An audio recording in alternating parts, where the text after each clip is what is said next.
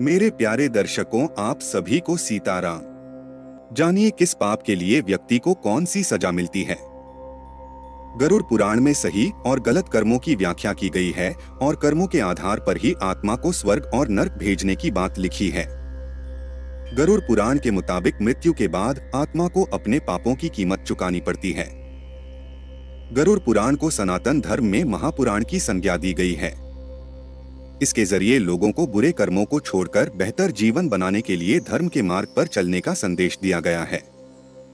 गरुड़ पुराण में सही और गलत कर्मों की व्याख्या भी की गई है और उनके आधार पर यह बताया गया है कि किस पाप के लिए व्यक्ति को मृत्यु के बाद कौन सी सजा मिलती है।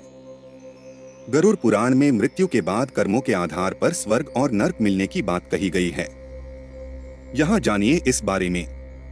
एक मान्यता है कि जो लोग दूसरों के पैसे लूटते हैं उन्हें यमदूत रस्सी से बांधकर नरक में इतना मारते हैं कि वे पिटते पिटते बेहोश हो जाते हैं। होश में आने के बाद उन्हें फिर से पीटा जाता है। दो, जो लोग अपने बड़े बुजुर्गों का अपमान करते हैं, उन्हें नीचा दिखाते हैं या घर से निकाल देते हैं, उन पापियों को नरक की आग में डुबाया जाता है। ऐसा तब तक किया जाता है जब तक उनकी खाल न निकल जाए। 3, जो लोग अपने स्वार्थ के लिए निर्दोष जीवों की हत्या करते हैं, उन्हें नरक में बहुत कठोर दंड मिलता है। ऐसे पापियों को बड़े बर्तन में गर्म तेल डालकर तला जाता है।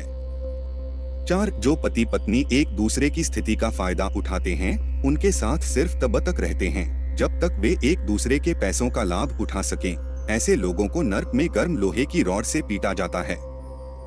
5, जो लोग अपनी खुशी के लिए दूसरों की खुशियां छीन लेते हैं, उनके धन दौलत को हड़प लेते हैं, ऐसे लोगों को सांपों से भरे हुए एक कुएं में धकेल दिया जाता है।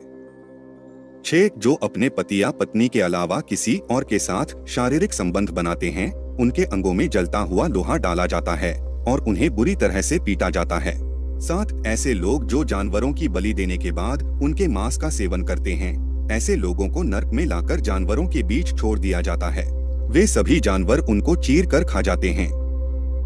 8, ऐसे पुरुष जो महिलाओं के साथ दुष्कर्म करते हैं या महिलाओं के साथ संभोग करने के बाद उन्हें धोखा देकर छोड़ देते हैं, उन्हें नरक में भी जानवर की तरह माना जाता है और मलमूत्र भरे इस कुएं में डाल दिया जाता है। 9, ऐसे लोग जो अपने पद का गलत इस्तेमाल कर निर्दोष को सताते हैं, उन्हें वैतरणी नदी के कष्ट भोगने पड़ते हैं। मान्यता है कि इस नदी में से मानव शरीर, उनकी खोपड़ियां, कंकाल और खून, मवाद और गंदी चीजें पड़ी होती हैं। 10, जो लोग सीधे साधे लोगों को जबरन परेशान करते हैं, उन्हें सताते हैं, उन्हें ऐसे कुएं में डाल दिया जाता है जिसमें कई खतरनाक जानवर और सांप होते हैं। यहाँ दी गई जानकारियाँ धार्मिक आस्था और लोक मान्यताओं पर आधारित हैं। इसका कोई भी वैज्ञानिक प्रमाण नहीं है। इसे सामान्य जनरुचि को ध्यान में रखकर यहाँ प्रस्तुत किया गया है।